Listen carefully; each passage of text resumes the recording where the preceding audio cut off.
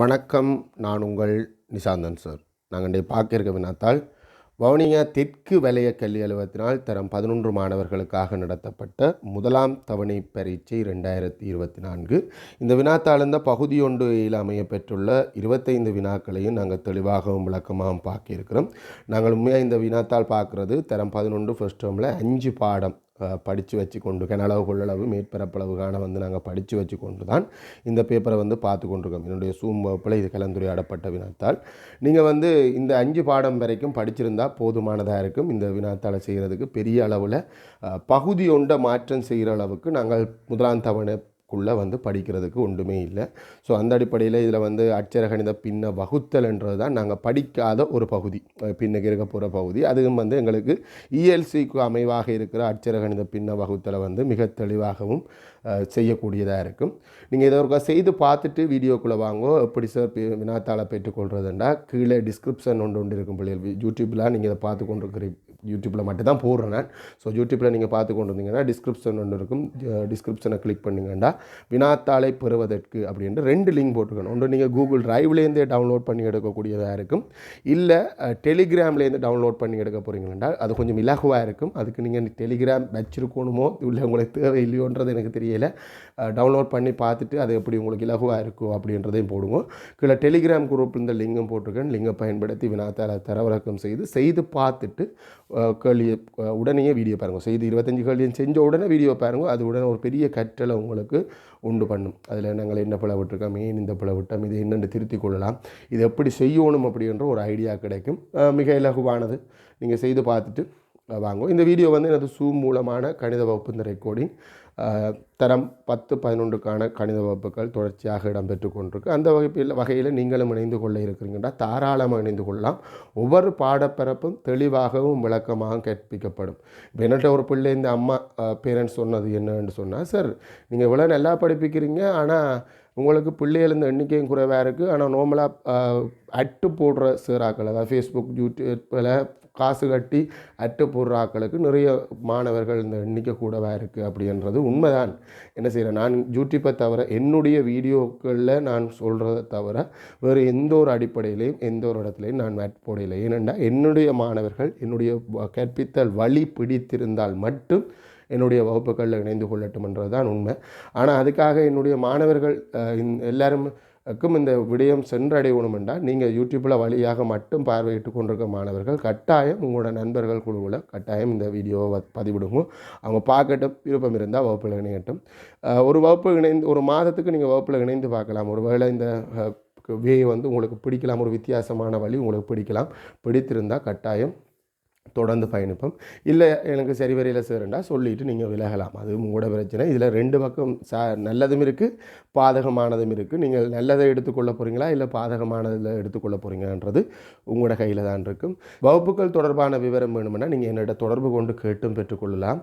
சரி, வாங்கோ கேள்விக்குள்ளே போவோம்.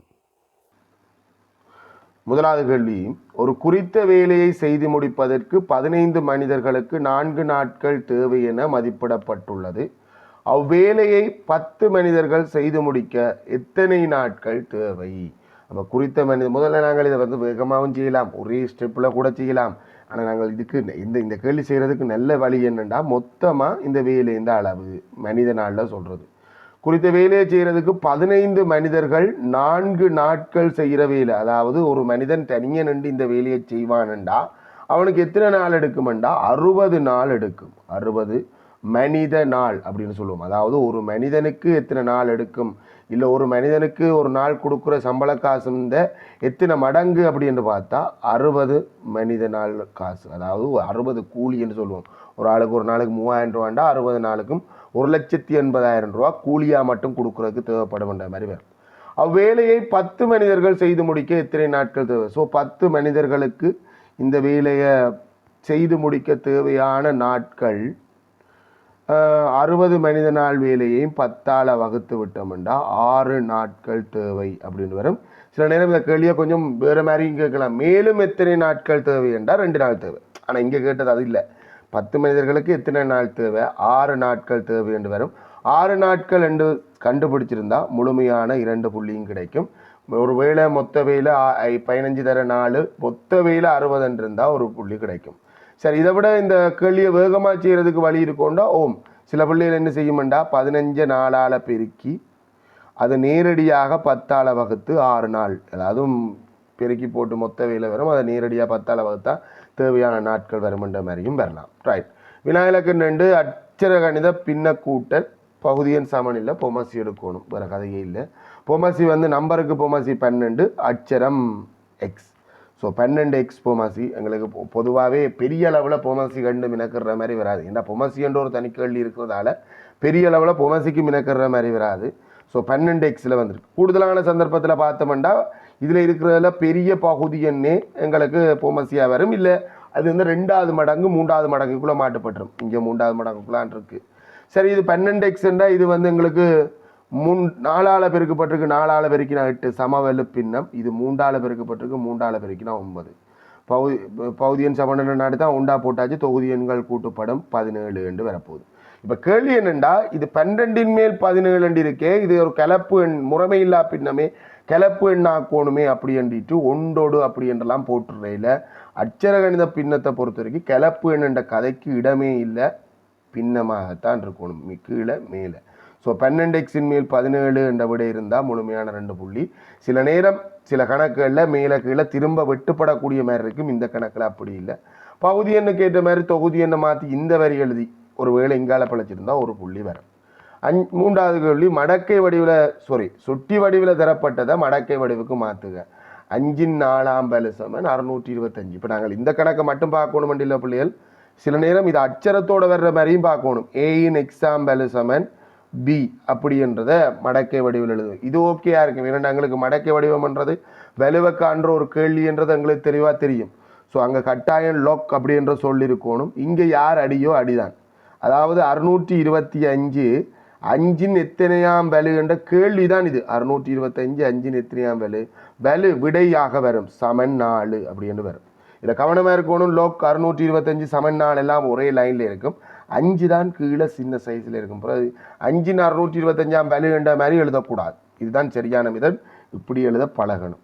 இது உங்களுக்கு எங்கே சிக்கல் வரும்னா இதுக்கு தான் பிரச்சனை வரும். அது தெளிவாக இருக்கும். இதில் என்ன மாதிரி எழுதணும்? லோக் இங்கே யார் அடியோ அவர்தான் அடி, இங்கே யார் விடையோ அவர்தான் கேள்வி. லொக்கோட வர போகிறது இங்கே யார் விட, இங்கே பி தானே விடையாக இருந்தது, வலுவுந்த விட பி தானே. ஸோ லொக் அடியே பியின் பெருமானம் மடக்கை பெருமானம் சமன் எக்ஸ்ன்றது மாதிரி கொடுக்கணும். இங்கே கேட்ட கேள்விக்கு இதுதான் விட. இந்த வடிவத்தில் இருந்தால் முழுமையான புள்ளி, இந்த வடிவத்தில் இல்லைன்னா புள்ளி இல்லை.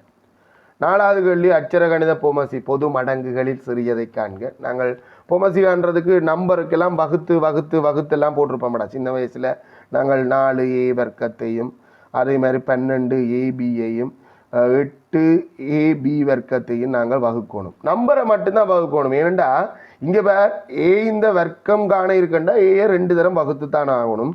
பி இந்த வர்க்கம் காண இருக்கண்டா பியை 2 தரம் வகுத்து தான் ஆகணும். ஸோ நாங்கள் அச்சரங்களையும் இதில் போட்டு வச்சு வகுக்க வேண்டிய அவசியம் இல்லை. இருக்கிற அச்சரங்கள் எல்லாமே உயர்வலுகான வரத்தான் வேணும். ஸோ நாங்கள் அச்சரங்களையும் இதில் போட்டு வச்சுக்கொண்டு இந்த கணக்கை கஷ்டப்பட தேவையில்லை. நம்பருக்கு மட்டும் பொமசி கண்டா போதும். நம்பருக்கும் இவ்வளவு கஷ்டப்பட தேவையில்லை. மனசாலேயே போட்டுட்டு போகலாம். இல்லை நான் வகுத்து தான் பார்க்க போகிறேன்டா வகுத்து பாருங்க. நான் மனசால போடுறத சொல்கிறேன். இதில் இருக்கிறதுல பெரிய நம்பர் எடுத்துக்கொள், பெரிய காரணி. அந்த பெரிய பேர் மற்ற 2 பேருக்கும் மடங்கு உண்டா 4க்கு மடங்கு 8க்கு இல்லை. சரி, அவற்றை 2வது மடங்கு 24, 4க்கு மடங்கு 8க்கு மடங்கு 12க்கு மடங்கு. ஸோ நம்பர் பொமசி 24. நீ வகுத்தும் பெறா அதே 24 தான் வரும். பொமசி சமன் 24 ஏ வர்க்கம் பி என்று இருந்தால் மட்டும்தான் 2 புள்ளி கொடுங்க, முழுமையான 2 புள்ளி. இல்லையெண்டா வகுத்தல் எல்லாம் சரியா இருந்து விட பிழைக்கலாம். சில பேர் முதன்மை காரணியின் வலுக்களின் பெருக்கமாக எழுதுவாங்க. 4a வர்க்கம் என்றது 2 வர்க்கம் தர 4a வர்க்கம் என்று வரும். அதே மாதிரி 12 ab அப்படின்றது 12 2 வர்க்கம் தர 3 வலு தர a தர b அப்படின்னு எழுதலாம். அதே மாதிரி 8 ab வர்க்கம் ab வர்க்கமோ அது எப்படி வருமெண்டா 8ன்றது 2 கணம் முதன்மை காரணிகள் வல்கணின் பெருக்கம், a-ன் 1 வலு b-ன் கணம் அப்படி என்று எழுதி பிறகு இருக்கிற உயர் வலுக்கள் எல்லாம் பியின் வர்க்கம் உயர் வலுக்கள் 2 கணம், அதே மாதிரி 3 வலு, அதே மாதிரி ஏ இந்த வர்க்கம், அதே மாதிரி பி இந்த வர்க்கம் மூலம் பெருக்கப்பட்டால் அந்த 24 24 ஏ வர்க்கம் பி என்று இருந்தால் மட்டும்தான் 2 புள்ளி கொடுங்க. மற்றபடி நான் 12 இருந்தால் புல அது புல கதை வச்சு கிடமில்லை.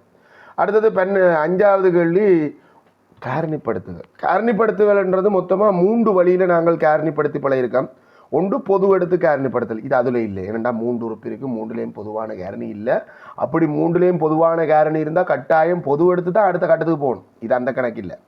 அப்போ அடுத்த கணக்காக பார்த்தா ஒன்றில் வர்க்க வித்தியாசமாக இருக்கலாம், இல்லை 3 உறுப்பு இருபடி கோவையாக இருக்கலாம். இது 3 உறுப்பு இருபடி கோவை, எக்ஸ் இந்த வர்க்கம், எக்ஸ் இந்த ஓராம் படி, எக்ஸ் இந்த குணகம். ஆனால் ஒரு விஷயம், இது தரம் 9க்குரியது, எக்ஸுக்கு முன்னால் குணகம் இல்லாதது. நாங்கள் இதை 3 உறுப்பாக்கி 4 உறுப்பாக்கி பிறகு சோடி சேர்த்து காரணிப்படுத்தி வர வேண்டிய தேவை இல்லை. வேகமாகவே போடலாம். நாம் வேகமாக போடாமல் கொஞ்சம் ஆறுதலாகவே போடுறேன். முதல் உறுப்பும் மாறாது, கடைசி உறுப்பும் மாறாது, நடு உறுப்பான சயபத்தை 2ஆக பிரித்து போட போகிறேன். எப்படி என்றா இங்கே தர 10க்குரிய ஐடியாவில் சொல்கிறேன் பிள்ளைகள். இந்த 2 பேரையும் பெருக்க என்ன வருமோ அதே மாதிரி இவ 2 பேரையும் பெருக்க வரக்கூடிய மாதிரி பெருக்க போகிறேன். சரி, இதை இங்கே 2 பேரை இருக்கிற 2 பேரையும் பெருக்கினா சக 24 எக்ஸ் வர்க்கம் வரும். சக 24 மட்டும் கருத்தில் கொள்கிறேன். 1 தர 24 தரக்கூடிய பெருக்கம், 2 தர 12, 4 தர 6, 6 தர 4, இந்த 3 பெருக்கமும் உங்களுக்கு இதில் இன்னும் ஒரு ஆள் இருக்கு விட்டுட்டு வந்துட்டேன். 3 தர 8 இவ்வளவு பேரும் 24 தரக்கூடிய பெருக்கம். இதில் சகண்டு பெருக்கு தொகை வர்றதால 2 பேரும் ஒரே குறி உள்ளாக்களை சேர்க்கும் போது கூட்டுப்படும், கூட்டுப்பட்டு 10 வரணும். ஆனால் சய 10 வரணும். ஸோ 2 பேரும் சய. அப்போ நான் என்னென்னு போட போகிறேன், சய 10 சய 4x சய 6x என்று போட போகிறேன். திரும்ப சேர்த்தா சய 10x வரணும், அதுலேயும் கவனம் எடுக்கணும். நீ மாறி போட்டிருக்கலாம், சய 6x முன்னுக்கும் சய 4x பின்னுக்கும் போட்டிருக்கலாம். சோடி சேர்க்கணும். இதில் பொது காரணி எடுக்க போகிறோம். எக்ஸை பொது எடுக்கலாம், எக்ஸ் சய 4. இதில் சய 6 பொது எடுக்கலாம், எக்ஸ் சய 4. என்னென்னு சார் சய வந்தது? டேய் சயலோட பொது எடுக்கிற. அப்போ சய 4 6ஆல் 2 உறுப்பையும் பிரிக்கிறேன். சய 6x சய 6ஆல் வகுத்தா எக்ஸ், சக 24 சய 6ஆல் வகுத்தா நேர மறையால் வகுத்தா மறை, 24 6ஆல் வகுத்தா 4 மறை 4, 2 உறுப்பாயிட்டு. இந்த 2 உறுப்புலையுமே எக்ஸைய 4 பொதுவாக இருக்கிறதால எக்ஸைய 4 பொது எடுத்தா இங்கே மிஞ்சிற எக்ஸும் இங்கே மிஞ்சிற 6ம் சேர்ந்து வரும். இதை நீ வேகமாகவே போட்டுடலாம்டா. 2 காரணியும் தூக்கி போட்டுட்டு இங்கே இருக்கிற 2 பேரும் பெருக்கப்பட்டா எக்ஸ் வர்க்கம் பெறணுமெண்டா எக்ஸ் தர எக்ஸ் தானே எக்ஸ் வர்க்கம் பெறும். அதே மாதிரி கடைசி 2 பேரையும் பெருக்கப்பட 24 வரணும், கூட்ட சய 10 வரணும். ஸோ ஒரு ஆள் சய 4, மற்றாள் சய 6. எப்போ இந்தளவு வேகமாக போடலாமண்டா எக்ஸ் வர்க்கத்துக்கு குணகம் இருக்கக்கூடாது. குணகம் இருந்தால் இந்தளவு வேகமாக போடலாம். ரைட்டு. நான் சொல்லல ஒரு சின்ன மாற்றம். பகுதி 1ல் வரக்கூடியதுன்னா அச்சர கணித பின்னம் இன்னும் படிக்கல, நாங்கள் படிக்கல, பின்னுக்கு படிக்க போகிறோம். அச்சர கணித பின்னத்தில் வகுத்தல் பார்த்து பயப்படாதீங்க, ஒரு சின்ன கணக்கு. அச்சர கணிதத்தில் நாங்கள் வகுத்தல் செய்யணுமெண்டா எந்த ஒரு பின்னத்திலையும், அது அச்சர கணித பின்னம் இல்லை, எந்த ஒரு பின்னத்திலையும் வகுத்தல் செய்ய இயலாது.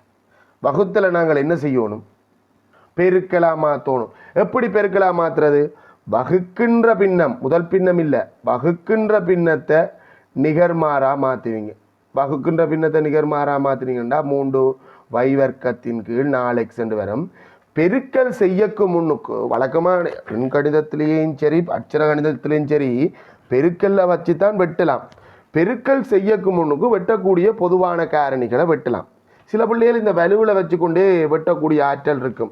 எக்ஸ் வர்க்கம்ன்றது 2 இருக்குது, இதில் வெட்டுப்பட்டா அப்படி என்று யோசித்து வெட்டக்கூடிய இருக்குது. இல்லை சுட்டி விதியை அப்ளை பண்ணி பார்க்குற ஆற்றலும் இருக்குது. ஆனால் சுட்டி விதியை இதுக்குள்ளே கொண்டு வந்து அப்ளை பண்ண வேண்டாம். நாங்கள் இந்த கணக்கை வெட்டுறதன் மூலம் மட்டுமே செய்வோம், வெட்டுறதன் மூலம் செய்வோம். இதில் நமக்கு ஒரு சின்ன சிக்கலும் இருக்குது. இதில் வச்சுக்கொண்டே கிளியராக வெட்டு வேண்டாம், வெட்டுறான் பிரச்சனை இல்லை. ஆனால் நான் என்ன சொல்கிறேன்டா, சில பிள்ளைகளுக்கு கொஞ்சம் வெட்டேக்க கொஞ்சம் குழப்பம் இருக்குது. ஸோ இதை என்ன செய்வோம்டா, எக்ஸ் வர்க்கம்ன்றதை எக்ஸ் தர எக்ஸ் என்று எழுதுவோம். அப்போ வெட்டுறது எங்களுக்கு ரொம்ப ஈஸியாக வெட்டிட்டு போகலாம். ஏன் மினக்கிடுவான், வை வர்க்கம்ன்றதை வை தர வை என்று எழுதுவோம். அந்த வலு இல்லாத மாதிரி பெருக்கமாக எழுதிட்டோம்டா காரணிகள் வெட்டுறது சுகம். இங்கே ஒரு வை, இங்கே ஒரு வை, இங்கே ஒரு எக்ஸ், இங்கே ஒரு எக்ஸ். அதே மாதிரி 4 8 வெட்டுன்னு 2 முறை, 9 3 வெட்டும் இங்கே ஒரு முறை, இங்கே 3 முறை. இதுக்கு மேலே கீழே இனி வெட்டுறது கொண்டு மேலே கீழே இருக்க 3 மட்டும்தான், 3 வெட்டுறதுக்கு அங்கே யாருமே இல்லை. ஸோ மேலே நம்பரை பெருக்கி போட்டால் 2, அச்சரத்தை பெருக்கி போட்டால் எக்ஸும் இருக்குது வையும் இருக்குது. அப்போ 2xy என்று பெருக்க வரும், கீழே 3 என்று வரும். 2xyயின் கீழ் 3ன்றது தான் விட. 2xyயின் கீழ் 3 விட இருந்தால் முழுமையான 2 புள்ளி கொடு. இதை நிகர்மாற்றம் செஞ்சிருக்கணும் அப்படின்ற வரியே உனக்கு ஃபுல் மார்க்ஸ் வந்துடும். எங்கால மேற்கொண்டு யோசிக்க தேவையில்லை. சில பிள்ளைகள் இதில் வச்சே வெட்டும். அதை நான் உனக்கு சொல்லித்தரணும் ஐயா. இங்கே இருக்கிற எக்ஸை வெட்டிட்டு மேலே இருக்கிற எக்ஸில் ஒரு எக்ஸ் குறையும். ஸோ வெட்டி ஒன்றை போடும், வலுவை குறைச்சி ஒன்று போடணும். அது வலு பிறகு நீங்கள் வந்து அதை தப்பாக நினைச்சு கொள்ளக்கூடாது, கேரணி நினைச்சு கொள்ளக்கூடாது. வையை வெட்டிட்டு இங்கே வையில் ஒன்று போடலாம். பிறகு நம்பரை வெட்டலாம். நம்பரை வெட்டினா இங்கே ஒரு முறை 3 முறை. அதே மாதிரி நம்பரை 4ஆல் வெட்டலாம். 4ஆல் வெட்டினா ஒரு வெட்டி இங்கே வெட்டினா 2 வரப்போகுது, 2 வரப்போகுது. இப்படியே பெருக்கி நேரடியாக போடலாம். இந்த இடையில பெருக்கமாக எழுதணுமென்ற அவசியம் இல்லை. பெருக்கமாக எழுதினா கிளியராக செய்வேன். ரைட். வினா இலக்கம் 7 முக்கோணம் கேத்திர கணிதத்திலேருந்து வந்திருக்குது. தரவை பார்த்தாலே விளங்குது. ஒரு நேர்கோடு வெளியில் நீட்டப்பட்டிருக்கு. ஸோ புறக்கோணம் தொடர்பான தேட்டம். முக்கோணத்தில் புறக்கோணம் தொடர்பான தேட்டம் என்ன? புறக்கோணம் அகத்தெதிர்கோணங்கள் தான் கூட்டுத்தொகைக்கு சமனாக இருக்கும். பட் இது தேவைப்படாது நினைக்கிறேன். இந்த எல்லா கணக்குக்கும் அது தேவையாண்டில்லை. அதை விட இங்கே இருக்கிற மிக முக்கியமான தரவு அப்படி என்று சொன்னால் இது இந்த முக்கோணம் ஒரு இருசமபக்க முக்கோணம். படத்தில் இருக்கிற தரவுகளின் அடிப்படையில் 2 பக்கம் சமனாக இருக்குது. அப்படி 2 பக்கம் சமனாக இருந்தால் சமனான பக்கங்களுக்கு எதிரான கோணம் சமன். இங்கே அட்சரம் இருக்கிறதால அதே அட்சரம் இங்கே வரும். இப்போ இந்த எக்ஸை காண்றதுக்கு புறக்கோண தேட்டம் வேலை செய்யாது, அதால் காணவும் மேலாது. ஸோ இந்த இடத்துல இந்த தேட்டம் பயன்படுத்தலாம்டா ஒரு நேர்கோட்டில் உள்ள அடுத்துள்ள கோணம் வங்காள வழியில் இருக்கிறது 125. ஆகவே நேர்கோட்டில் இருக்கிற அடுத்துள்ள கோணங்கள் இந்த கூட்டுத்தொகை 180 தான் பயன்படுத்தப்படும்.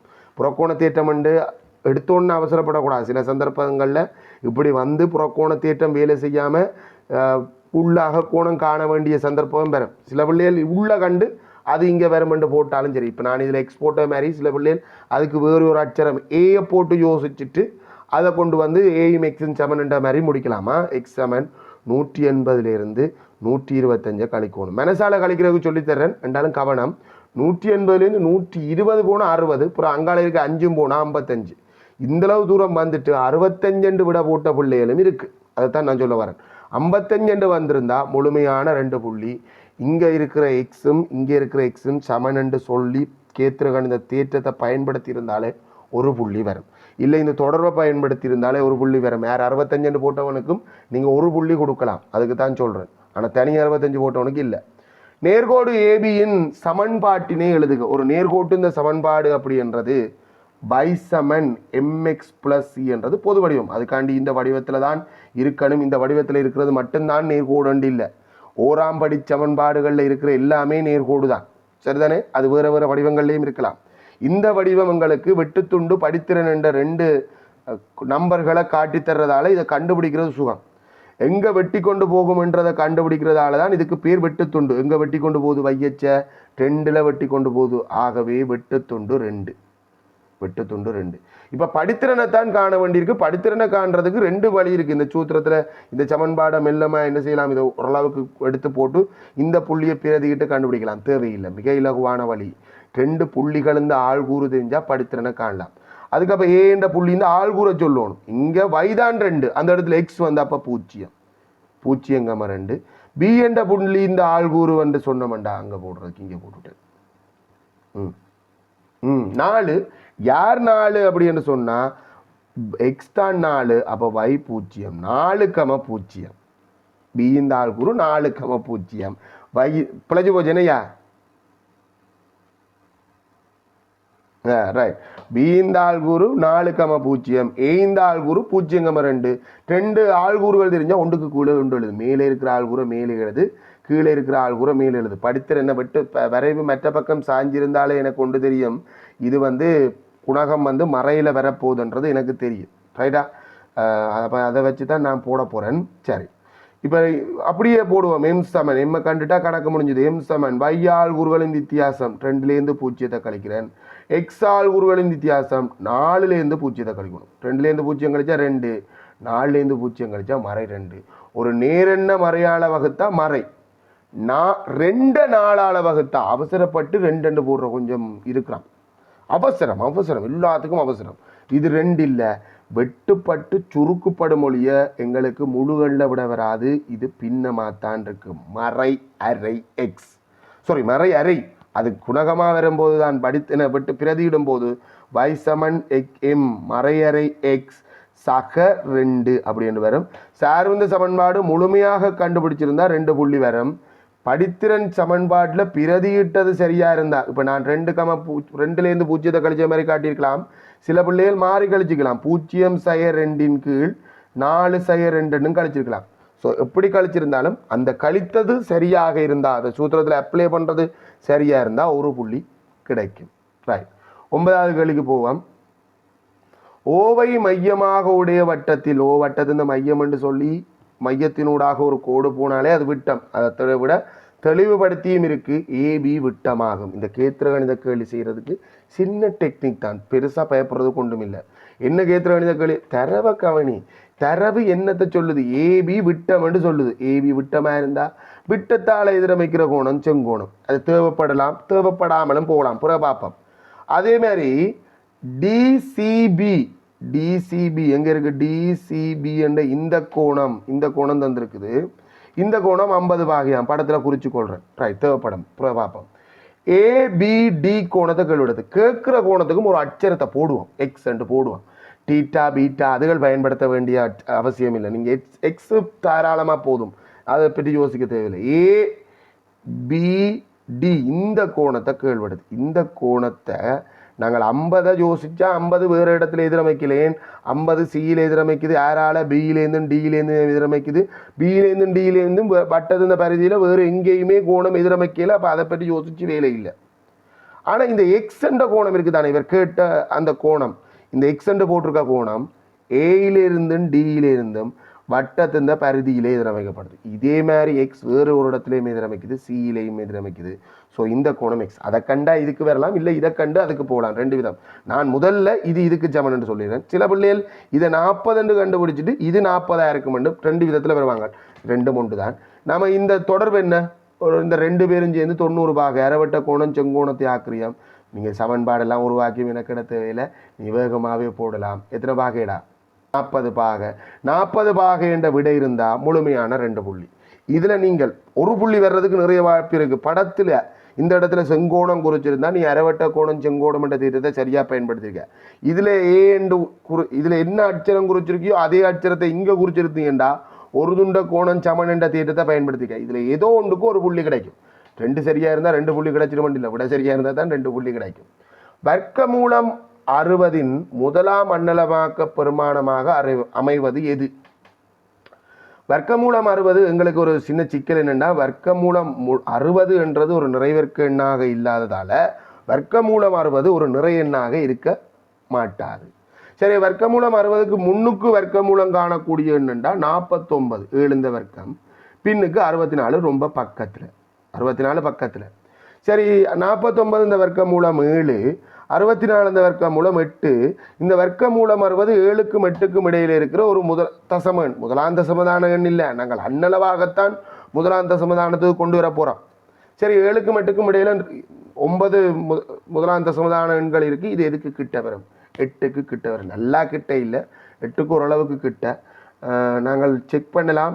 7.7, 7.8, 7.9 வேண்டாம். அப்போ 7.6 தான் எடுத்துக்கொள்ளணும். 7.9 ரொம்ப ரொம்ப கிட்ட. சரி, 7.7 எடுத்து செக் பண்ண தான் வேணுமேனா இங்கே 2 விட 7.5 ரிஜெக்ட் பண்ணிடலாம். இது இருக்காதுன்றதை ரிஜெக்ட் பண்ணிடலாம். ஆனால் 7.6 7.7 ஒரு டவுட் இருக்குது. அப்படி வந்திருக்கக்கூடாது. ஏன்னா இதில் கோடுகிற மாதிரி தந்தால் நாங்கள் கெஸ்ஸிங்லேயே கண்டுபிடிக்கக்கூடிய மாதிரி இருந்தால் கொஞ்சம் நல்லா இருந்திருக்கும். பரவாயில்ல, வந்திருக்கு. இதே மாதிரி பேட்டர்னில் கணக்கு வந்திருக்கா. 7.7 முதலிடு. 7.7 இந்த வர்க்கத்தை செக் பண்ணு. தசத்தை மறந்து பேருக்கு 49 9 போட்டு 4 மிச்சம். 49 49 98, 98 4 அந்த 102 வரும். சைவரை போட்டு 10 மிச்சம். 49 10 59 தசம் குத்தினா 59.09 வருது. அப்போ இது இல்லை, இன்னுமே இது இவர் கூட 60 வரையில் விளங்கலன்னு இனி 29 ஓமடா. அதில் 2 மிச்சம் என்ன? ஓமடா 2 இதில் ஒரு சின்ன தவறு பிள்ளைகள். இது 2 102 2 போட்டு 10 மிச்சம். அதில் சைவரை போட்டு ஓடி வந்துட்டேன். ரைட். 59 2 வரும். இதுவே இன்னும் 60 வரையில். ஸோ இனி இப்போ 7.6 ரிஜெக்ட் ஆகிட்டு. ஆகவே இதில் இருக்கிற விடையில் ஒரே ஆள் 7.7 தான் இருக்க முடியும். அப்போ 7.7 உண்மையான விட கண்டுபிடிக்கணும்னா நாங்கள் என்ன ஒன்று செய்து பார்க்கணும். 7.8 இந்த வர்க்கத்தையும் ஒருக்கா செக் பண்ணணும். சரியாக செய்கிறேன்டா. என்ன 8 64 4 போட்டு 6 மிச்சம் 56 102 102 மாறும். அதாவது 1கள் 10களால் பெருக்கிறேன் 10களை 1களால் பெருக்கிறேன் 56 112 112 6 118 8 போட்டு 11 மிச்சம்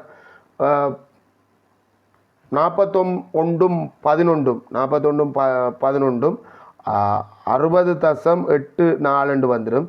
இவர் 100 குறைவு, இவர் 84 கூட. ஸோ இவற்ற அன்னளவு பெருமானம் தான் கிட்டே இருக்கும் என்ற அடிப்படையில் தான் 7.7 7.7 7.8 ஒரு டவுட் இருந்திருக்கு. ஆனால் 7.7 தான் விட. 7.7 விட இருந்தால் கோடு போட்டிருந்தா உனக்கு முழுமையான 2 புள்ளி, வேறு எதுக்கும் புள்ளி இல்லை. ஏன்டா அதைத்தான் கேட்டது. இந்த 3 விட வந்துட்டு என்னென்னு கேட்டது. கீழே கோடு போடணும் இல்லை, தனியாக 7.7 கொடுத்தாலும் சரி.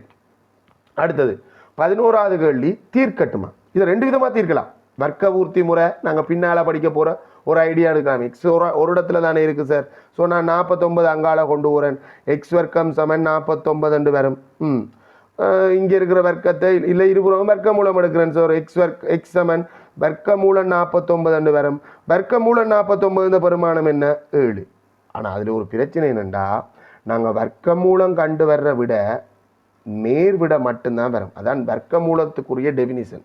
வரவிலக்கணம் என்று சொல்லுது. வர்க்க மூலங்கள் விட பெருமானம் எப்போதும் நேர்பெருமானம் மட்டும். எக்ஸுக்கு 7 வச்சா 7 வர்க்கம் 49, அது சரி. ஆனால் ஒரு கேள்வி இருக்கு. 7 வர்க்கம் மட்டும்தான் 49 உண்டா? இல்லை, மறை 7 வர்க்கம் 49. ஸோ நாங்கள் வர்க்க மூலத்தை இங்கால அனுப்பிக்க இதுதான் பின்னால் வர்க்க பூர்த்தி முறை என்று சொல்லிட்டு 2ஆம் தவணையில் படிப்போமா. நல்ல இன்ட்ரெஸ்டான பாடம். இதுதான் தரம் 11 இந்த இருபடிச்ச சமன்பாடு செகண்ட் பார்ட்டில் வர போகிற இருபடிச்ச சமன்பாட்டை தீர்மானிக்க போகிற பாடம். ஸோ ப்ளஸ் ஓர் மைனஸ் என்றதை நாங்கள் முன்னுக்கு சேர்க்கணும். ஆகவே நேரேழு ஒரு விட மறையேழு ஒரு விட. ஆனால் இதை இந்த மாதிரி எதிர்பார்க்கலடா. இங்கே எங்கட பொஸ்ட் பார்ட்டில் எதிர்பார்க்கிறது அது ஃபைனலாக வந்தாலும் எங்கள் ஓஎல் எக்ஸாமுக்கு வர்ற கேள்வியாக இருந்தாலும் பொஸ்ட் பார்ட்டில் எதிர்பார்க்கிறது தரம் 10 அறிவு.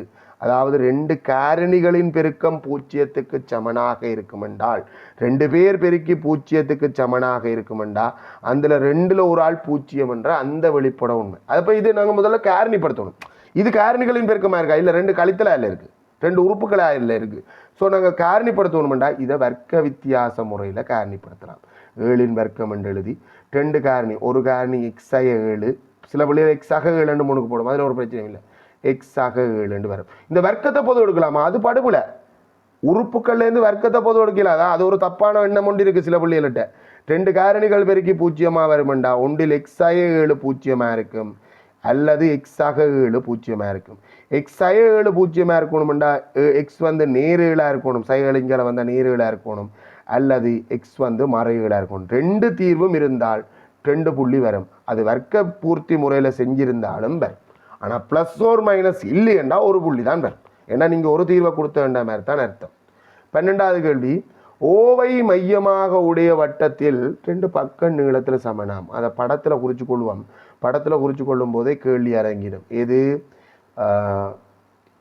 ஓபியும் ஓபிசியும் சமனாம். ஓபி என்ற கோடும் அது படத்தில் சமன் மாதிரி இல்லை. அதை படத்தை வச்சு முடிவெடுக்காத. படம் பொய், தரவுதான் உண்மை. பரும்படி படம், படம்ன்றது பரும்படி படம்.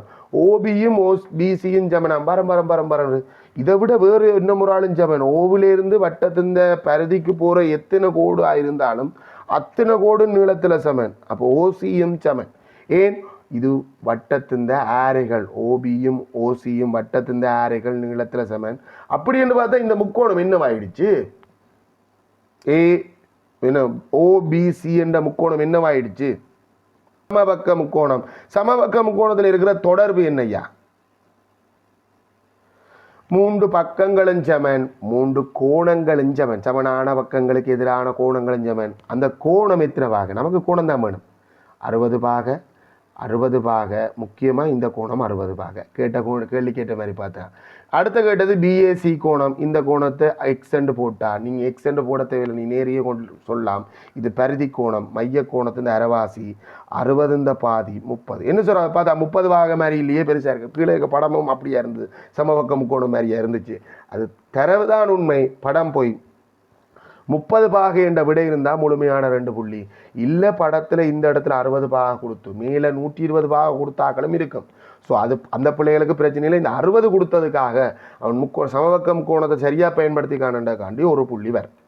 13வது கேள்வி, 10 சென்டிமீட்டர் விட்டமுடைய 14 சென்டிமீட்டர் உயரமுடைய உருளையின் வலை மேற்பரப்பை காண்க.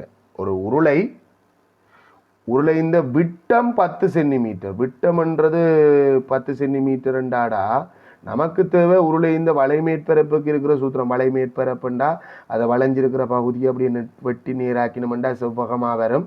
பரிதியின் நீளம், இதுதான் பரிதி தான் நீளமாக இருக்கும், அகலம் உயரமாக இருக்கும். ஸோ இதுலேருந்து வந்த சூத்திரம் வலை மேற்பரப்புக்கான சூத்திரம் பாடமாக்கித்தான் ஆகணும். ஆற்ற வலை மேற்பரப்புன்றதையும் சேர்த்து பாடமாக்கணும். ஆற்ற வலை மேற்பரப்பு, உருளைந்த வலை மேற்பரப்பு சூத்திரத்தை சொல்லுங்க, 2πr/h. Right, okay. இப்போ நமக்கு 2 தான், பைக்கு பதிலாக பகுதி ஒன்றை பொறுத்த வரைக்கும் 22 கீழே கேட்காமையே பிரதியிடலாம். ஆரை 10 இல்லை, பாதி 10 இந்த பாதி 5, உயரம் 14. எங்கேயோ ஒரு இடத்துல வெட்டுப்பட்டா சரிதானே, இங்கே வெட்டுப்பட்டா 2 முறை, அங்கே பெருக்கினா 44, இங்கால பெருக்கினா 10, 44 10ஆல் பெருக்கினா 440 சென்டிமீட்டர் வர்க்கம் என்று வரும். 440 சென்டிமீட்டர் வர்க்கம் என்ற விடை இருந்தால் முழுமையான 2 புள்ளி. சூத்திரத்தில் பிரதியிட்டது சரியாக இருந்தால் 1 புள்ளி, விடை இருந்தால் 2 புள்ளி. நான் இந்த கொடுத்த விளக்கம் எல்லாம் அங்கே தேவையில்லை, சூத்திரம் பிரதியிடுறது விட. ஏக்கம பி என்பன தம்முள் புற நீக்கு நிகழ்ச்சிகள் ஆகும். தெளிவாக சொல்கிறேன் பிள்ளைகள், இதே பேட்டர்னில் 2 விதமான கேள்வி இருக்குது. ஏக்கம பி என்பன சாரா நிகழ்ச்சிகள் என்றது வேறு கேள்வி, ஏக்கம பி என்பன தம்முள் புற நீக்கு நிகழ்ச்சிகள் என்றது வேறு கேள்வி. சாரா நிகழ்ச்சி என்றால் ஒரு நிகழ்ச்சி நடந்து வேறு ஒரு நிகழ்ச்சி வேறு ஒரு சந்தர்ப்பத்தில் நடக்க போது, இந்த நிகழ்ச்சி நடக்கிறது மற்ற நிகழ்ச்சியை பாதிக்காது அப்படி என்றது. இந்த நிகழ்ச்சியில் இந்த பேர் கிடைக்கிறது, மற்றதில் மற்ற பேர் கிடைக்கிறத பாதிக்கும் என்ற நிகழ்ச்சி சார் நிகழ்ச்சி. பாதிக்காது என்றா சாரா நிகழ்ச்சி. சாரா நிகழ்ச்சியில் இடைவெட்டுக்கு ஒரு சூத்திரம் இருக்குது. பிஏ இடைவெட்டு பி சமன், ரெண்டும் சேர்ந்து நடக்கிறதுக்கான நிகழ்தகவு பிஏ தர பிபி. இது எந்த இடத்துல? சாரா நிகழ்ச்சியில். இது தம்முள் புற நீக்கு நிகழ்ச்சி என்றா ரெண்டும் சேர்ந்து ஒரு நேரமும் நடக்காது, அதாவது இடைவெட்டு இல்லை. தொடையில் சொன்னோம்னா இடைவெட்டு இல்லை, பொதுவான மூலகம் இல்லை, ரெண்டும் சேர்ந்து நடக்கவே இல்லை. ஸோ ரெண்டும் சேர்ந்து நடக்கவே இல்லாதண்டா ஏ இடைவெட்டு பி தம்முள் புற நீக்கு நிகழ்ச்சியில் 0. இங்கே கேட்டது தம்முள் புற நீக்கு நிகழ்ச்சி 0. இங்கே பெருக்கி சாரா நிகழ்ச்சி இந்த ஐடியா படுத்தாப்புல. ஆனால் ஏ ஒன்றிப்பு பிக்கான நிகழ்தகவு எல்லா இடம் ஒரே சூத்திரம் தான், பிஏ சக பிபி மைனஸ் பிஏ இடைவெட்டு பி. ஆனால் இங்கே தானே ஏ இடைவெட்டு பி இல்லை, அதனாடி நாங்கள் இதை பிரதியிட்டாமலும் பிஏ சக பிபி என்று போட்டாலும் சரி. 4 சக 5 அடுத்த வரை நான் போடையில் 0. பகுதியின் சமனில் பொமசி எடுக்கணும், பொமசி 20. அதுக்கேற்ற மாதிரி தொகுதி என்ன மாற்றணும், 5ஆல் பெருக்கப்பட்டிருக்கு, 5ஆல் பெருக்கினா 5, இது 4ஆல் பெருக்கப்பட்டிருக்கு, 4ஆல் பெருக்கினா 8. ஸோ 2ல் 1ஆவது நடக்கிறது, ஒன்றிப்பண்டா அல்லது பிள்ளைலாம் 2ல் ஏ அல்லது பியாவது நடக்கிறதுக்கான நிகழ்தகவு 20 மேல் 13 வரும். ஒவ்வொரு கேள்வியாக கேட்டதால் விடைக்குத்தான் புள்ளி, செய்கவழிக்கு எந்த விதமான புள்ளியும் இல்லை. அந்தந்த விட அந்தந்த இடத்துல இருந்தால் ஒவ்வொரு புள்ளி கிடைக்கும். ஒரு வாகனம் 60 கிலோமீட்டர் H-1, அதாவது per hour அப்படின்னா என்ன அர்த்தம், ஒரு மணி நேரத்தில் 60 கிலோமீட்டர் போகுது. இவ்வாகனம் 240 கிலோமீட்டர் தூரம் செல்ல எடுக்கும் நேரம். நாங்கள் கதிசமன் தூரத்தின் கீழ் நேரம் இல்லை தூரம் சமன் கதிதர நேரம் என்ற சூத்திரத்தில் பெறலாம். அதே வேண்டாம், இதை நேர்வீத சமனில் ரொம்ப இலகுவாக செஞ்சிடலாம். 60 கிலோமீட்டர் per hour என்னண்டா ஒரு மணித்தியாலத்தில் இந்த வாகனம் 60 கிலோமீட்டர் போகும். ஸோ இப்போ கேள்வி என்னண்டா, எத்தனை மணித்தியாலத்தில் டி மணித்தியாலம் என்று வைப்போம். நேரத்துக்கு பொருத்தமான அச்சரம் டி, அதுக்காண்டி டி தான் போடணும் வண்டி இல்லை, எந்த அச்சரமும் போடலாம். டி மணித்தியாலத்தில் 240 கிலோமீட்டர் போகுமெண்டா இதில் நேர்வீத சமன் என்ன நேரம் எடுக்க தூரம் கூடிக்கொண்டே போகும், குறுக்கு பெருக்கம் சமனாக இருக்கும். ஸோ நீங்கள் 60 டி சமன் உங்களுக்கு சூத்திரம் தாண்டா 240 என்று வரும். ஸோ டி சமன் 240 60ஆல் வகுத்திக்கணும்னா 4. அங்கே என்ன அலகோ மேலே என்ன அலகோ அதே அலகு 4 மணித்தியாலம் எடுக்கும் என்று வரும். நீ சூத்திரத்தில் பிரதிக்கிட்டு இருந்தாலும் சரி நேர்வீத சமனில் செஞ்சாலும் சரி 4 மணித்தியாலம் என்ற விடை இருந்தால் முழுமையான 2 புள்ளி. 240 60ஆல் வகுக்கணும் என்ற அந்த ஒரு வரிக்காக உனக்கு ஒரு புள்ளி கிடைக்கும். சில புள்ளிகள் நேரத்துக்கண்டே சூத்திரம் வச்சிருக்கு. நேரம் சமன் தூரத்தின் கீழ் கதி என்று கூட சூத்திரம் வச்சிருக்கு. பட் அந்த எல்லாம் இதளவுக்கு பொருத்தமோன்றது எனக்கு தெரியல. ரைட். 16வது கேள்வி. ரூபாய் 40,000 பெறுமதியான மின்சாதனம் ஒன்று 40% தீர்வை வரி அறவிடப்படும் எனின் இறக்குமதியின் போது அது கொஞ்சம் எடுத்துப்புல போது செலுத்த வேண்டிய தீர்வை வரியை காண்க. தீர்வை வரி என்ன? நாங்கள் ஒரு பொருளை எங்கட நாட்டுக்கு இறக்குமதி செய்யும் போது செலுத்துகின்ற வரி. அது எது இந்த சதவீதமாக இருக்குமெண்டா நாங்கள் அந்த பொருளை என்ன விலைக்கு வாங்குறோம், எங்கட நாட்டு காசு என்ன விலைக்கு. இப்போ நாங்கள் இங்கேருந்தே காசு பே பண்ணி பொருள் வாங்கலாம். ஸோ எங்கட நாட்டு காசு 40,000 ரூபாய்க்கு வாங்கின ஒரு பொருளுக்கு நாங்கள் எவ்வளவு தீர்வை வரி கட்டணுமெண்டா அந்த இடத்துல இறக்குமதி செய்யும் போது 40% கொள்வனவு பெறுமதி. இந்த அதாவது நாங்கள் அந்த பொருளை என்ன விலைக்கு வாங்கினோமோ அது இந்த 40,000க்கு வாங்கியிருக்கோம். ஸோ இது கடுமையான கஷ்டமான கணக்கெல்லாம் இல்லை. தீர்வை 40,000 இந்த பின்னத்தை சதவீதம் 40%, 100ன் மேல் 40. சுருக்கக்கூடியது 0 இங்கே வெட்டுப்படும், அங்கேயும் ஒரு 0 வெட்டுப்படும். 3 0 தூக்கி பின்னால் போட்டுட்டு நன்னாங்கு 16. நீங்கள் அதே ரையை அங்கேயும் கொடுக்கலாம், அதே விட தான் வருமா. அங்கேயும் ட்ரை பண்ணி பாருங்க, அதே 16,000 தான் வரும். ஆகவே எங்களுக்கு எவ்வளவு வரி அறவிடப்படுதுன்னா 16,000. சில நேரம் சில விதமான கேள்விகளும் கேட்கலாம். எப்படி கேட்கலாம்? வரிக்கு பின்னர் புதிய பெறுமதி அப்படின்னா 40,000 16,000. இப்போ இந்த பொருள் இந்த பெறுமதி இந்த பொருளுக்காக செலவழித்த தொகை 56,000 ஆயிற்று அப்படின்னு வரும். பிறகு அதுக்கு பிறகு நாங்கள் அது பகுதி ஒன்று பிக்கு வர்றதுன்னா வரும். சரிதானே? ஸோ அதை தாண்டி போகலாம். எங்களுக்கு 16,000 என்ற விடை இருந்தால் முழுமையான 2 புள்ளி. இல்லை பின்ன பெருக்கல் ஐடியா முன்னுக்கு போட்டும் இருக்கலாம். பிள்ளைகள் 100ன் மேல் 40 தர 40,000 போட்டிருந்தாலும் அந்த ஒரு புள்ளி கிடைக்கும். கடைசி விட சரியாக இருந்தால் தான் 2 புள்ளியும் கிடைக்கும். அதில் 17வது கேள்விக்கு போகும் பிள்ளைகள் தரப்பட்டுள்ள வெண்வரி படத்தில் ஏ இடைவெட்டு பி டேஸ் ஐ நிலற்றுக. பிரதேசம் நிலற்றுறதுக்கு பல ஐடியா இருக்குது. நல்ல ஒரு ஐடியா சொல்கிறேன். ஏ இந்த பிரதேசத்தை மார்க் பண்ணுங்கூடா. ஏ 2 பிரதேசம், இதுலேயும் ஏ இருக்குது, இதுலேயும் பி இருக்குது. நமக்கு ஏயும் பி டேஸும் தான் வேணும். பி இல்லாத பிரதேசம் இந்த வட்டம் ஃபுல்லாக பி என்றால் பி இல்லாதது வெளியில் பி டேஸ் பி டேஸ். இடைவெட்டுன்னு சொன்னால் ஏயும் இருக்கணும் அந்த பிரதேசத்தில், பியும் இருக்கணும். அப்படியான பிரதேசம் மட்டும்தான் ஏ இடைவெட்டு பிக்குரிய பிரதேசமாக இருக்கும். அப்படியான பிரதேசம் இந்த ஒரே ஒரு பிரதேசம் மட்டும். இதுவே ஒன்றிப்பு வந்திருந்தா இந்த 2ல் ஒரு ஆள் இருக்கிற பிரதேசம், அதாவது இந்த குறித்த பிரதேசத்தை தவிர மிச்ச எல்லா பிரதேசமும் ஏ ஒன்றிப்பு பி டேஸுக்கு வந்திருக்கு. ஸோ இங்கே கேட்ட கேள்விக்கு ஏ இடைவெட்டு பி தான் கேட்டது, பி டேஸ் தான் கேட்டது. ஸோ இந்த ஒரு பிரதேசம் மட்டும்தான் நிரப்பப்படணும். இதை தவிர வேறு எது நிரப்பி இருந்தாலும் போல வெண்வரிப்படம் சரியாக இருந்தால் மட்டும்தான் ஃபுல் மார்க்ஸ், இல்லைன்னா மார்க்ஸ் இல்லை. வேறு கதை பேச்சுக்கு இடம் இல்லை. 18வது கேள்வி. இது வழக்கமாக நாங்கள் வட்டத்தின் நான் தொடர்பாக பார்க்குற அதே கேள்வி, பைதகரஸ் தேற்றம் பெற அதே கேள்வி. ஓவை மையமாக உடைய வட்டத்தில் ஏபி நான் ஆகும், ஏசி சமன் பிசி ஆகுமெண்டா இது நடுப்புள்ளி. நான் இந்த நடுப்புள்ளி மையத்தை இணைக்கின்ற கோடு அந்த நானுக்கு செங்குத்தாகும். செங்குத்தாக இருந்தால் தானே பிள்ளைகள் திருவோண கணிதம் வேலை செய்யும். அதான் விளக்கம். செங்குத்தாகும். ஓசி இந்த நீளம் 12 சென்டிமீட்டராம். அதே மாதிரி சிடி இந்த நீளம் 1 சென்டிமீட்டராம். என்னடா இது 12 1 தர்றது எனக்கு புதுசாக இருக்கே அப்படின்னா என்ன வருதுண்டா, வட்டத்தின் ஆரை எங்களுக்கு மறைமுகமாக வந்து செய்கிறது. வட்டத்தின் ஆரை இது ஓடி, ஒரு வட்டத்தின் ஆரை ஓடி மட்டும்தான் வட்டத்தின் ஆரையா. இந்த வட்டத்துக்கு எக்கச்சக்கமான ஆரை இருக்குது.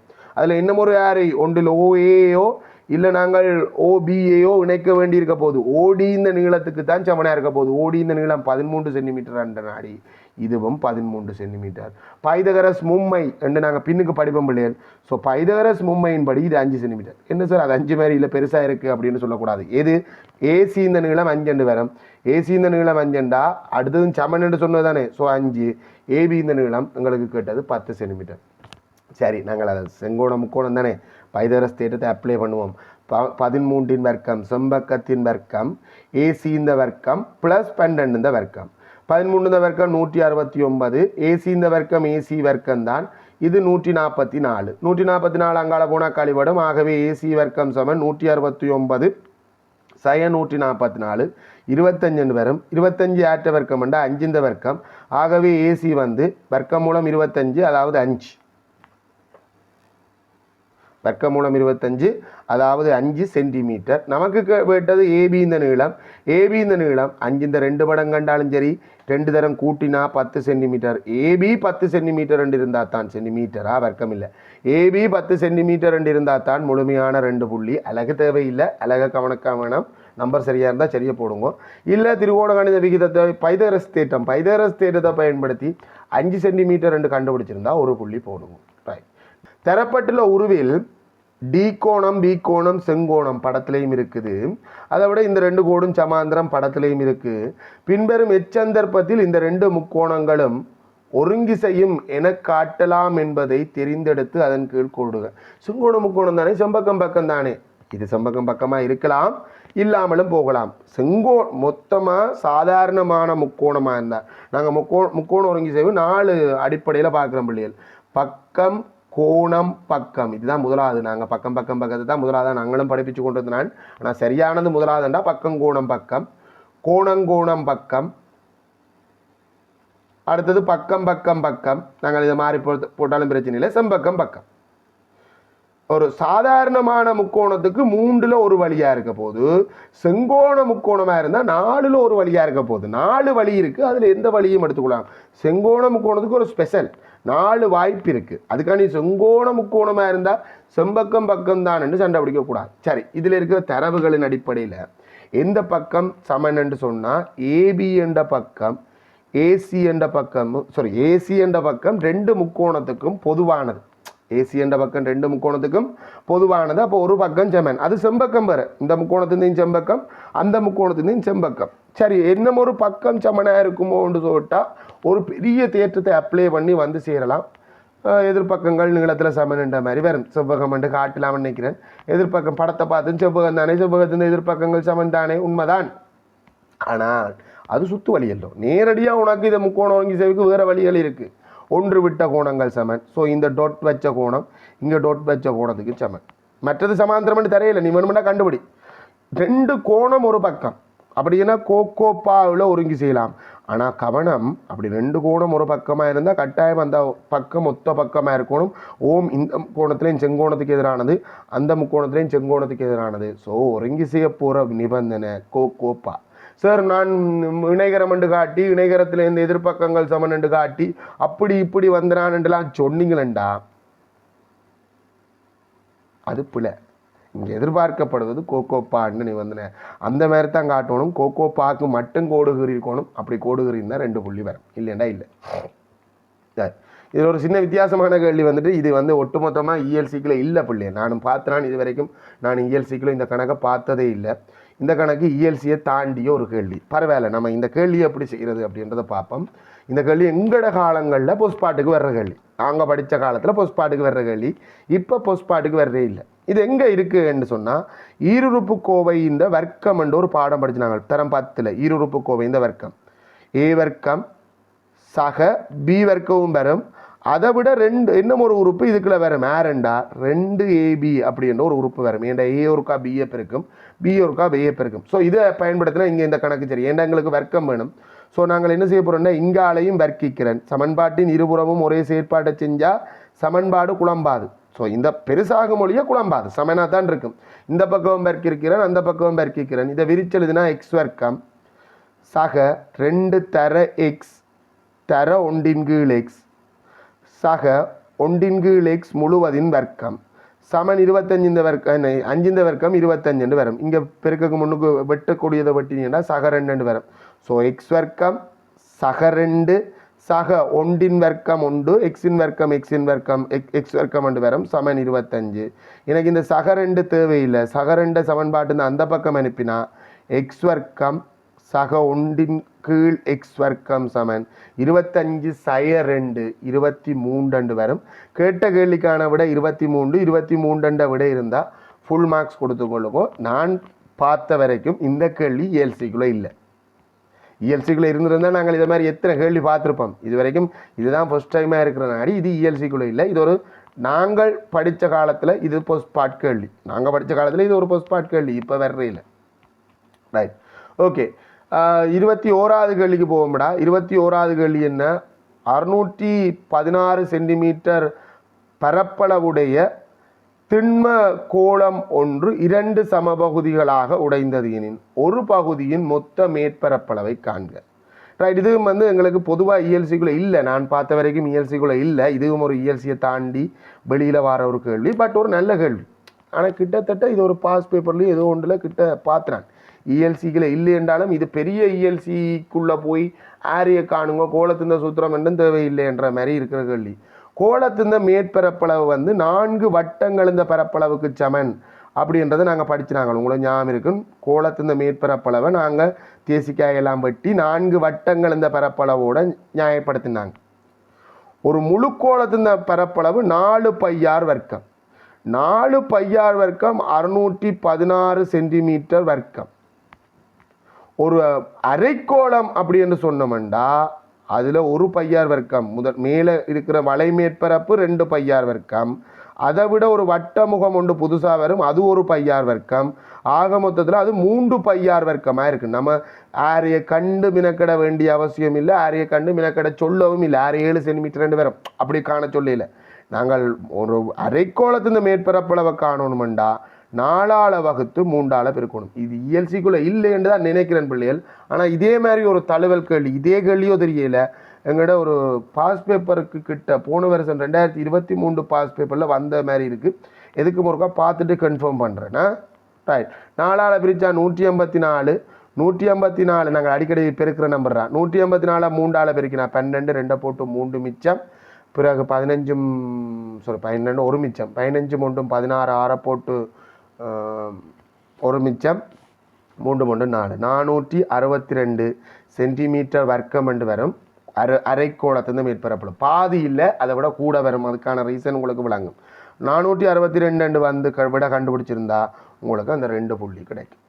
22வது கேள்விக்கு போகும் பிள்ளைகள் ஒரு சமநிலை தந்துட்டு அந்த சமநிலையை தீர்த்து நேர் நிறையன் தீர்வுகளை எழுதட்டுமா. இவன் அந்த சமநிலையை தீர்க்கணுமெண்டா, அதாவது என்ன விளக்கமெண்டா, இங்கே எக்ஸாய 3x உண்டண்ட கோவை 8 விட சின்னனாக இருக்குது. சின்னனாக அல்லது சமனாக இருக்கிறதுக்கு எக்ஸ் எப்படிப்பட்டதாக இருக்கணும், இதுதான் கேள்வி. எக்ஸ் எப்படிப்பட்டதாக இருக்கணும், அதை தீர்க்கணும். உண்ட சமன்பாட்டு அந்த பக்கம் சமநிலைந்த அந்த பக்கம் கொண்டு போவேன். உறுப்புக்கள் நகர்றல ஒரு மறை கேரணி போகிறதா தான் பிரச்சனை. மறையினால் போய் வகுத்தா தான் பிரச்சனை. மறை உறுப்பு போனால் அங்கே நேர் உறுப்பு தானே, அதில் ஒரு பிரச்சனையும் இல்லை. ஸோ எக்ஸ் 9 வரப்போகுது. 2 பக்கம் நேர் 3ஆல் வகுக்கிறதால சமநிலைக்கு பிரச்சனை வராது, அதாவது இந்த குறி மாறாது. எங்களுக்கு 3 வரப்போகுது. எக்ஸ் 3 விட பெரிதாக அல்லது சமனாக சிறிதாக அல்லது சமனாக இருந்தால் தான் 3x உண்ட கோவை 8 விட சின்னனா அல்லது சமனாக இருக்கும், இல்லை தாண்டி. ஸோ எக்ஸுக்கான நிறையன் தீர்வுகளை கேட்டது. நேர் நிறையன் தீர்வு 3 வரலாம், இல்லை 2 வரலாம், 1 வரலாம், 0 அதெல்லாம் நேர் நிறையனுக்களே இல்லை. ஸோ இங்கே எதிர்பார்க்கப்படுவது 3 2 1 நிறையன் தீர்வுகள் தொடை வடிவில் கொடுக்கணும். தீர்வுகளுக்கு 1 புள்ளி, தீர்க்கிறதுக்கு 1 புள்ளி, 2 புள்ளி வரும். ரைட், 23வது கேள்வி ஒழுக்கு தொடர்பான கேள்வி. 25வது வரும். எப்போ அப்படி இல்லை, 20 இருக்கலாம், 20க்கு பிறகு வரும். 20 மீட்டர் நீளமும் 10 மீட்டர் அகலமும் உள்ள ஒரு பூம்பாத்தியின் ஏயிலிருந்து 10 மீட்டர் தூரத்திலும், இப்போ தான் அந்த புள்ளி ஒன்றை தேடுறோம். அது 2 நிபந்தனை தரப்படும். 2ல் 1 இருக்கும் பிள்ளைகள். இதில் 2மே நாங்கள் கண்டுபிடிக்க வேண்டியதாக இருக்குது. எங்களோட ஃபைனல் பேப்பரில் பொறுத்த வரைக்கும் 2ல் 1 இருக்கும். ஏயிலிருந்து 10 மீட்டர் தூரத்திலும் ஒரு நிபந்தனை. ஏ என்றது ஒரு புள்ளிடா, இது ஒரு குறித்த புள்ளி. ஒரு குறித்த புள்ளியிலேருந்து 10 மீட்டர் தூரத்தில் நிறைய புள்ளிகள் இருக்கும். ஒரு புள்ளியை சுற்றி 10 மீட்டர் தூரத்தில் நிறைய புள்ளிகள் இருக்கும். அவ்வளவு புள்ளியை நாங்கள் ஒன்றோடு ஒன்று இணைச்சமெண்டா எங்களுக்கு என்ன வரும், ஒரு வட்டம் வரும். ஆனால் இது அந்த காணிக்குள்ளே இருக்கணும், பூம்பாத்திக்குள்ளே இருக்கணும்ன்றதால ஏயிலேருந்து 10 மீட்டர் தூரத்தில் இருக்க ஒரு புள்ளி எடுத்து பரம்படிப்படமாக இருந்தாலும் ஒரு நியாயம் வேணாமான்ற மாதிரி டியை கவராயம் வச்சு டியிலேருந்து ஒரு வில்வெட்டு சரியாக பாதிக்கு வரணும். இது கொஞ்சம் பாதியை தாண்டி போகும். ஏனெண்டா ஏபி அது இந்த 2 மடங்காக கீழ்ப்படையில் பாதியை தாண்டி போகும். ஒரு வில் ஒன்று வெட்டணும். ரைட், அதே மாதிரி 2வது நிபந்தனை சொல்லியிருக்கு, ஏபி ஏடியிலிருந்து சமதூரத்திலும். ஏபி என்றது ஒரு கோடு, ஏபி என்ற ஒரு கோடு, ஏடி என்றது இன்னும் ஒரு கோடு. 2 கோட்டிலேருந்து சமதூரத்தில் நிறைய புள்ளிகள் இருக்குது. அவ்வளவும் கோண இருகுறாக்கில் இருக்கும். நீ புதுசாக ஒரு வில் வெட்டுறது தான் பொருத்தம். அந்த வில்லை பயன்படுத்தாமல் இங்கே திரும்ப இது அமைப்பு ரீதியாக செய்கிறது நல்ல. அது சீக்குள்ளால போகுமோ? அப்படியெல்லாம் போகாது. அது சீக்கு முன்னுக்கு போயிடும். செவ்வகத்துக்கு கோணை உருவாக்கி உச்சிக்குள்ளால போகாது. சதுரம் சாய்சுரத்துக்கு தான் போகும். ஸோ ஏசியை இணைச்சி போட்டு நான் கோணை உருவாக்கி கிரி போட்டுன்னு சொல்லக்கூடாது. இந்த ஒழுக்கும் இந்த ரெண்டு ஒழுக்கும் பெற்ற அந்த குறித்த புள்ளி தான் அவர் நடந்த பூக்கண்டு நட வேண்டிய இடம், நடப்பட வேண்டிய இடம். ஸோ ரெண்டு ஒழுக்குக்கு தான் 2 புள்ளி கொடுக்கலாம். உண்மையான ஃபைனல் பேப்பரை பொறுத்த வரைக்கும் ஒரு ஒழுக்கு தான் கீற வேண்டி இருக்கும், ஒரு ஒழுக்கு கீறி இருக்கும். இங்கே 2 ஒழுக்கு இருக்கிறதால நான் 2 ஒழுக்குக்கும் ஒவ்வொரு புள்ளி தாரன். அதாவது அரைவட்டம் கால்வட்டம் கீறதுக்கு ஒரு புள்ளி, கோணை ஊராக்கி கீறதுக்கு ஒரு புள்ளி, 2 புள்ளி, பூக்கண்டு நட வேண்டிய இடத்துக்கு புள்ளி தரையில்லாத 2 புள்ளி தான் இருக்கு. 24வது கேள்வி அந்த தரப்பட்டுல அளவீடு சம்பந்தமான ஒரு கணக்கு. தரப்பட்ட தகவலை அந்த படத்தில் குறித்து காட்டுறது. ஒரு சமதரையில் இருக்கும் ஏபி சிடி என்பன 2 நிலைக்குத்தான கம்பங்கள் ஆகும். நிலைக்குத்தான கம்பங்கள் தரைக்கு செங்குத்தாக இருக்கும் காட்டப்பட்டுள்ளது. டியிலிருந்து அவதானிக்கும் போது, அப்போ டியிலிருந்து ஒரு ஆள் அவதானிக்கிறார், டியிலிருந்து அவதானிக்கும் போது பியின் ஏற்ற கோணம் டியிலேருந்து ஒரு ஆள் பார்க்குறாருன்றா அவருடைய சாதாரண பார்வைக்கு இடையானதாக இருக்கும். அதாவது தரைக்கு செங்குத்தானதாக சமாந்திரமாக இருக்கும். அதுலேருந்து அவர் பியை பார்க்குறாருன்னு எடுத்துக்கொள்ளணும். பிறகு பாகமானியை வச்சு சரியாக 45 பாக பிடிச்சி தான் போடுவேன் என்று சண்டை பிடிக்கக்கூடாது. இது பெரும்படி படம். ஏற்ற கோணம் 45 பாகையாக இருக்கும். இந்த கோணம் 45 பாகைன்றதை படத்தில் குறிக்கிறது. பிறகு பாகமானியை வச்சு 45 பாகை பிடிச்சுன்னா அது பியை பார்க்காது, மேலால் போகும். அந்த மாதிரி பார்க்குறேன். 45 பாகையும் ஏயின் இறக்க கோணம் டியிலேருந்து பார்க்குற. அப்போ இதுலேருந்து சொல்லு வருதுன்னா இவரும் அதே ஆள் தான். டியிலேருந்து பார்க்கும்போது ஏயை பார்க்கும்போது இறக்க கோணம், அதாவது கிடையிலேருந்து கீழே நோக்கி அம்புக்குறி தேவையண்டு இல்லை பிள்ளைகள். ஆனால் அந்த கோணம் அந்த இடத்துல குறிச்சிருக்கோணும். 50 பாகையும் ஆகும். இத்தகவல்களை பெரும்படி படத்தில் குறித்து காட்டுக. நீங்கள் 45 என்று குறிக்கிறதுக்கு ஒரு பாக்ஸ், 50 குறிக்கிறதுக்கு ஒரு மார்க்ஸ், 2 மார்க்ஸ். சுருக்குக சேடு தொடர்பான கணக்கு. பொதுவாக சேடு தொடர்பானது மீஎல்சிக்கில் இருக்கோ இல்லையோன்னு தெரிகிற டவுட்டான கேள்வி இப்போ வருது. ஸோ நீங்கள் சேடு தொடர்பான சுருக்கல்கள் எங்களுக்கு தேவைப்படாது, சேடுகளில் இருக்கிற பெருமானம் காண்றதுக்கு வேணும். ஆனால் இதில் என்னென்று இதை சுருக்கலாம் அப்படின்னு சொன்னால் இதை எளிய சேடாக்கணும். முதல்ல 2 சேடை சுருக்கு. அச்சர கணிதம் மாதிரி தான் கிட்டத்தட்ட சேடும். ஆனால் இதில் அச்சர கணிதத்துலேருந்து இது வித்தியாசப்படுறதுக்கான ரீசன் என்னென்னா, இது சேடு அதுக்குள்ள முழுக்க தெரியாது, இல்லை ஓரளவுக்கு தெரியும். ஸோ இதுக்குள்ளே நாங்கள் வர்க்கமூலம் 12 அப்படின்றத 4 தர 3 எழுதலாம். வர்க்கமூலம் 4 தர வர்க்கமூலம் 3 வரும். வர்க்கமூலம் 4க்கு பெருமானம் தெரியும். 2 தர வர்க்கமூலம் 3 வரும். அது 2 வர்க்கமூலம் 3 ஆயிடும். இது 1 வர்க்கமூலம் 3. ஆக மொத்தத்தில் எத்தனை வர்க்கமூலம் 3? 3 வர்க்கமூலம் 3. எளிய வடிவில் தான் கொடுக்கணும். இந்த 3 உள்ளே கொண்டு போய் முழுமைச்சீடாக்கி பார்க்க வேண்டி வரும். எப்போ என்று சொன்னால் இந்த ஒப்பிட்டு மாதிரி கேள்வி, இந்த கடைசி போன வருஷத்தில் வந்த கேள்வி பாஸ் பேப்பர் 2023 பாஸ் பேப்பரை பார்த்தீங்கன்னா நாங்கள் அது முழுமைச்சீடாக வேண்டியெல்லாம் வரும். ஆனால் இங்கே எங்களுக்கு அப்படி பிரச்சனை இல்லை. நீங்கள் ஃபர்ஸ்ட் டேர்ம் எக்ஸாம் இப்போ நீங்கள் ஃபர்ஸ்ட் டேர்ம் படித்து கொண்டு இருந்தாலும் நான் ரெக்கார்டிங் போட்டிருக்கிற post part paper final paper அந்த போஸ்ட் பார்ட் எல்லாம் உங்களால் இப்போ செய்யலும் பிள்ளைகள். நான் அந்த மாதிரி தான் உங்களை இந்த எக்ஸாம் பேப்பர் விளங்கப்படுத்திக்க. நாங்கள் அதுவும் ஒரு கட்டத்தால் ஒரு சைடால் செஞ்சு கொண்டு போக போகிறோம். சரி, இப்போதைக்கு இந்த 25 வினாவுக்கும் 50 புள்ளிக்கு உங்களுக்கு எத்தனை வந்திருக்கு அப்படின்றத கட்டாயம் பதிவிட வேணும்.